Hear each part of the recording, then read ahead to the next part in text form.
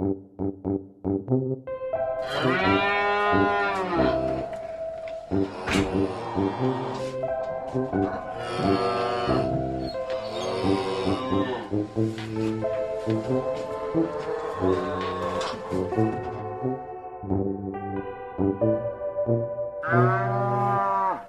Moyen-Âge, sur les terres de ce qui deviendra le quartier Gramont, un prieuré est construit sous le nom de Grandmont.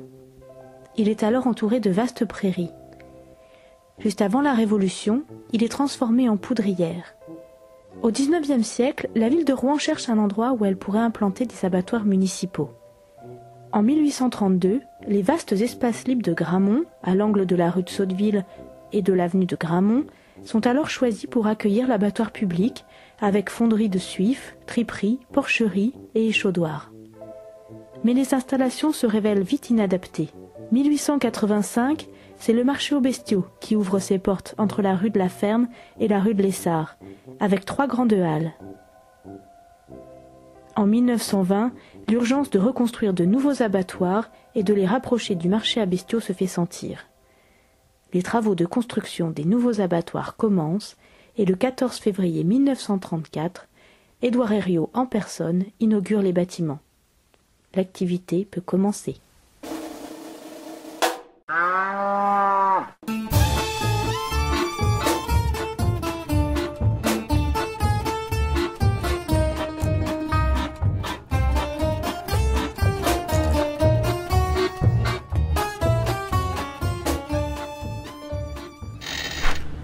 Là, je suis devant l'entrée. L'entrée est restée la même. C'est le seul vestige qui subsiste de cette époque. Oh, bah nous, à l'époque, on se levait vers 4h, 4h30. Et voilà. Et les jours d'abattoir étaient des jours assez consistants parce qu'après, il y avait le travail de boucherie qui se mettait dessus. Donc, c'était quand même un métier qui était assez dur.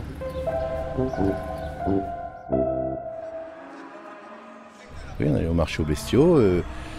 Les bêtes étant achetées, il y avait des passeurs, ce qu'on appelait les passeurs, qui convoyaient les bêtes de tous différents bouchers, fuyards et tout ça, en troupeau, qui les amenaient vers les étables qui étaient de l'autre côté.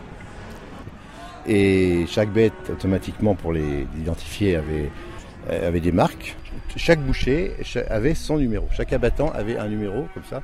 On retrouvait toujours son animal vivant. J'ai travaillé aux abattoirs, alors j'ai travaillé à la bouverie. Quand les acheteurs aux abattoirs achetaient des bêtes pour les faire abattre, on les mettait dans une bouverie. C'était un enclos fermé. Hein.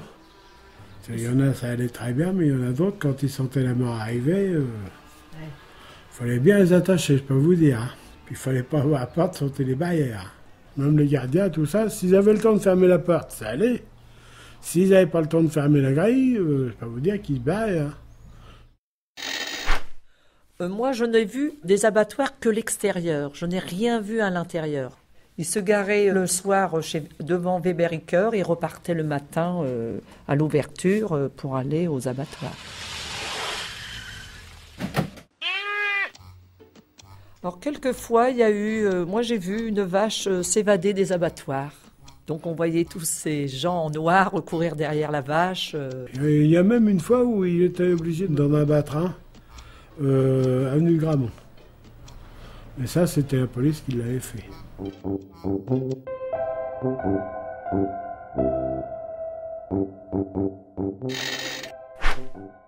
Comment se procédait l'abattage à Rouen? Il y avait un grand hall et il y avait 40 postes individuels d'abattage. Et à cette époque-là, l'employé du boucher avait son diplôme de tueur, était tueur. Quoi. Bien souvent, c'était les employés qui allaient tuer, ce que j'ai fait moi. Puis en fait, on les tuait au couteau pour les petits animaux. Et par contre, sauf les gros bovins qui, eux, étaient tués avec ce qu'on appelait le matador, qui était une sorte de pistolet sans poignée, avec une cartouche et un poinçon qui sortait du pistolet qui foudroyait l'animal dans la cervelle. Étant enfant, on s'intéressait à comment ils tuaient les bêtes. Puis surtout les bouchers qui sortaient la journée, c'était impressionnant, des gens avec des blouses blanches ensanglantés, plein de sang, Donc tout ça, on était obligé de le voir et puis de poser des questions. Enfin, les manques qu'ont eu les gens à se nourrir dans ces quartiers-là à certaines époques, qu'avec de la viande à côté, c'était très important. Il y en avait qui vendaient des abats sur place, donc c'est pour les gens du quartier, il y avait beaucoup qui allaient acheter. Ou alors c'était une débrouille de personnes qui habitaient là. Il y en a toujours un qui était très bien avec le vétérinaire en chef. Donc on lui dit, tiens, dis donc, tu peux pas m'avoir une langue ou tiens, il y a longtemps que j'ai mangé une petite langue de bœuf. Ce serait bien que tu penses à moi. Oh bah tu l'as saisi puis c'est tout. Bon bah c'était pas de peau pour le boucher qui arrivait et puis qui allait basculer nous, mais votre langue elle a été saisie, votre araignée a été saisie. Voilà quoi, c'était ça la magouille. Alors si on avait pu sortir un bœuf, on l'aurait peut-être fait. C'était plus des gens qui prenaient l'onglet tout chaud pour aller tous déjeuner ensemble au café du coin, et puis tout le monde vivait ensemble. En fin de compte, c'était une grande famille, donc les gens commençaient à 4-5 heures du matin. Je veux dire, il n'y avait pas de concurrence, en fin de compte, tout le monde était là pour travailler. À 8 heures, tout le monde s'est arrêté pour aller déjeuner, donc là c'était voilà, l'entrecôte, la bouteille de vin rouge, et puis remet les casses, et puis voilà. Alors il y avait le café de la Sablière qui est maintenant brasserie. Oui. Il y avait le café du Rond-Point. Et quand ils avaient tapé dans la main et qu'ils avaient vendu la bête et qu'ils avaient bien vendu, on allait arroser ça au Vaudor, qui a toujours une bonne réputation d'ailleurs. Hein. Et il est toujours dans le guide, ce Vaudor. Vaudor Boyau, le patron s'appelle Bruno. Allez vite le voir avant qu'il s'achète la tour d'argent. Nos plus fortes productions, ça a été de faire 400 bovins dans la journée. Rappelez-vous toujours ça, hein, 60 bovins heure, ça faisait une bête à la minute. Ce qui s'est passé, c'est qu'au fur et à mesure des années, que le commerce se faisant un peu difficile pour tous ces gens-là, à la fin, ils n'en faisaient plus que 40. 10 fois moins, hein, d'accord ? Ce qui s'est passé, c'est que quand ils ont eu chacun leur abattoir personnel, ils ont eu tendance à les alimenter au détriment de l'abattoir de Rouen. Okay ? C'est ça qui a été le début du déclin de l'abattoir de Rouen. Également, la baisse d'activité de l'ensemble de la boucherie. Hein, faut pas la négliger.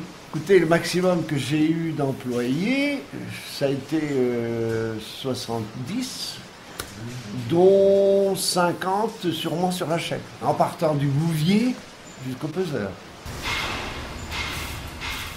Non, ça m'a rien fait. De toute façon, ça ferme. Qu'est-ce que vous voulez faire ? C'est à nous de réagir autrement et puis de faire évoluer notre métier dans le bon sens. De toute façon, l'abattoir ne pouvait pas rester non plus là où il était, parce qu'aujourd'hui, un abattoir en plein centre-ville, au milieu des immeubles, je veux dire, c'est pas...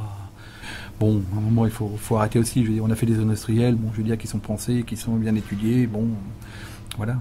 Quand ça a fermé, ça a quand même fait un vide. Bon, on ne regrettait pas le bruit des camions, c'était sûr.